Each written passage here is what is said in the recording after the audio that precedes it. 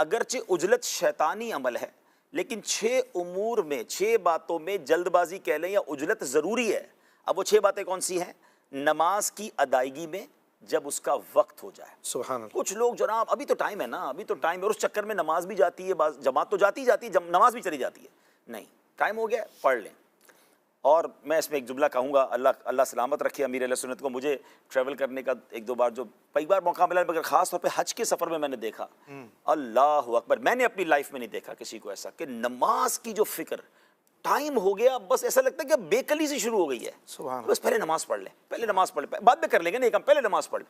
इतना माशाअल्लाह मैंने उस सफ़र में सीखा। और फिर अल्लाह की रहमत से जो अमीर अहले सुन्नत की तरबियत निगरान शूरा में देखी, सफ़र तो उनके साथ मेरे बहुत हुए हैं कि उनकी मैंने आदत देखी कि टाइम हो गया है, पहला काम नमाज है। हम नमाज में ताख़ीर ना करें, बाकी चीज़ें हो जाएंगी ना। हम कहते हैं अभी खाना खा लें, अभी ज़रा मीटिंग कर लें, टाइम तो है, बाद में कर लेंगे, पहले नमाज पढ़ेंगे। तो ये हमारी ज़िंदगी में होना चाहिए। दूसरी बात, मैयत को दफन करने में जब हाजिर हो, अब ये जो मामला है कि फला रिश्तेदार आ जाए तो फला आ जाए तो 3-3 दिन तक सर्द खाने में, तो मैयत की तदफीन में जल्दी करनी चाहिए। तीसरे नंबर पर जब लड़की बालिग हो जाए तो उसके बिया में जल्दी करें, उसके निकाह में जल्दी करें। ये बड़ा मसला है, बाकायदा हमें मकतूब आए हैं, लड़कों के भी आते हैं कि हमारे माँ बाप को आप समझाएं, हम तो नहीं समझा सकते, हमारी उम्र निकली जा रही है, हमारी शादी की बात ही नहीं होती घर में, किसी को फिक्र ही नहीं, हम 35 साल 30 साल 40 साल के होने वाले। इस्लामी बहनें यानी जो घर में ख़वातीन हैं, तो खुदा के वास्ते उन माँ बाप से गुजारिश है कि आप बिया में जल्दी करें, निकाह में जल्दी करें, इसको आसान करें, वरना जो बुराइयाँ फैल रही हैं ये फिर अल्लाह ना करे और बढ़ जाए।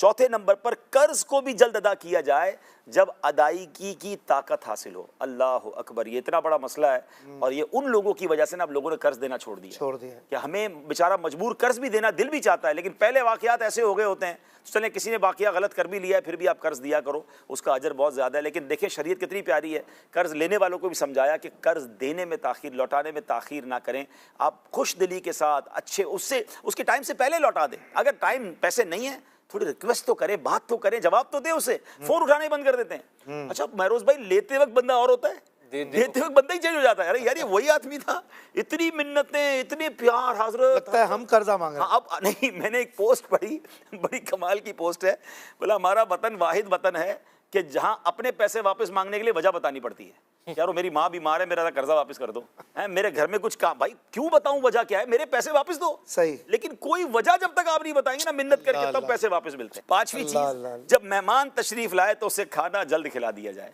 तो तुम्हारी मेहरबानी जरूर कर लिया करो, तो काफी तजुर्बा, हमें बड़े तजर्बे हैं उसका। जब भी ये बात आती है तो जुमला याद आ जाता है ना कि एक बंदा किसी के घर मेहमान गया, भूख लगी हुई, जिससे कहा आपके खाने पे दावत है। अब उसकी रोजाना आदत होती है मैं इतने बजे खाना खा लूंगा, टाइम भी सेट हो गया। अब गए तो बातें ही हो रही हैं, इधर की बातें उधर की बातें, और सुनाए क्या हाल है, सब ठीक है, कारोबार बिजनेस सियासत होकर, अब आएगा खाना, अब आएगा खाना। आखिर में उसने एक और सवाल किया, हजरत आपको खुशबू कौन सी पसंद है? कहता मुझे खाने की खुशबू बड़ी पसंद है। तो उसको समझ आया कि बेचारे का बुरा हाल है, भाई पहले खाना खिला देना, बाकी बातें बाद में हो जाएंगी। तो ये वाकई बुजुर्गों ने लिखा कि मेहमान आ जाए तो खाना खिलाने में जल्दी करनी चाहिए, और आजकल तो वैसे भी जल्दी करनी चाहिए। अगर किसी का रोज़ा था बेचारे का और इफ्तार पे बुलाया आपने तो टाइम पे खिला दे भाई। और छठे नंबर पर, जब गुनाहे सगीरा या कबीरा का इर्तिकाब हो जाए तो तौबा में जल्दी करनी चाहिए। सुभान अल्लाह, तौबा में ताखीर नहीं है, क्या पता अभी तौबा करो और अभी मेरा दुनिया से जाना हो जाए। गुनाह हो गया, फौरन तौबा, फौरन तौबा। अल्लाह करे कि ये 6 बातों को भी हम याद रखें। सुभान अल्लाह।